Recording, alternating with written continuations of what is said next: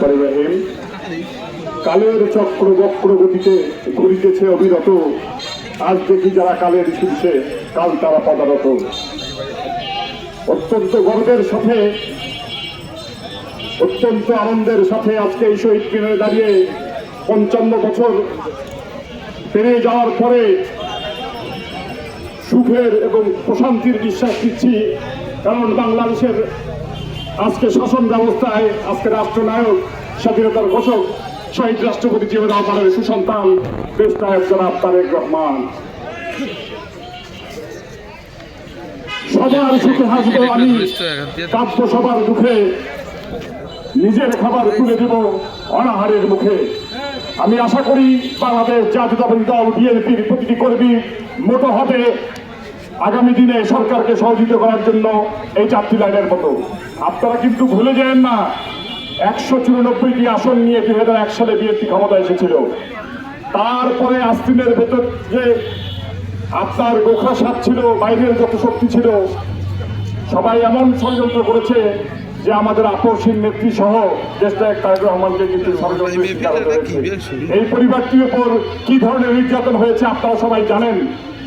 বাংলাদেশের জন্মের সাথে, বাংলাদেশের স্বাধীনতার সাথে, বাংলাদেশের ইতিহাসের সাথে যে পরিবারটি অতপ্রতভাবে জড়িত, তাদের উপরে কি অমানবিক নির্যাতন করা হয়েছে, জাতীয়তাবাদী শক্তির প্রতিটি ভাইদের বলে যাচ্ছি, আপনারা কিন্তু ভুলে যাবেন না। অনেক কথা 17 বছর সহ্য করেছি, আমি এখানে দীর্ঘ বক্তব্য দিব না।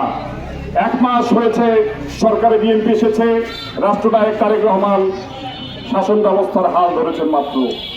জন ঢাকার মাটিতে তারেক রহমানকে নিয়ে কোন অযাচিত মন্তব্য, সরকার বিরোধী মন্তব্য, কর্মকাণ্ড কিন্তু বিএনপির কোন সৈনিক মেনে নিল, আমি মেনে নেব না।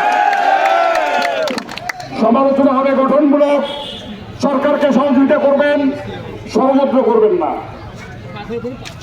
সেদিন সংসদে মনিরুল হক চৌধুরীর একটি গুরুত্বপূর্ণ বক্তব্য শুনেছি যে অনেকের সাথে ওনারা নির্বাচন করেছেন, এত অনিশ্চয়তায়, এত অশান্তিতে ছিলেন না, কিন্তু যাদের সৎ লোকের শাসন চায় আর আল্লাহর আইন চায় তাদের সাথে নির্বাচন করতে গিয়ে কিন্তু এবার বিএনপি হারারে টের পেয়েছে যে আসলে সৎ লোকের শাসন কি জিনিস।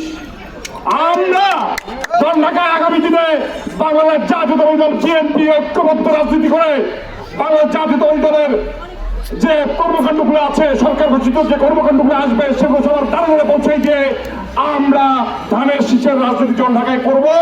এবং ঐক্য ঐক্য ঐক্য এর বাইরে কোনো কথা হবে না। সবাইকে এই মহান স্বাধীনতা দিবস এবং জাতীয় দিবসের শুভেচ্ছা জানিয়ে, এবং যাদের ত্যাগের বিনিময়ে আজকে আমরা এই স্বাধীনতা অর্জন করেছি, শহীদ রাষ্ট্রপতি স্বাধীনতার ঘোষক জিয়াউর রহমান সহ সবার আত্মার প্রতি বিনম্র শ্রদ্ধা জানিয়ে সবাইকে আরেকবার ধন্যবাদ জানিয়ে আমার বক্তব্য শেষ করছি। আসসালামু আলাইকুম রহমতুল্লাহ।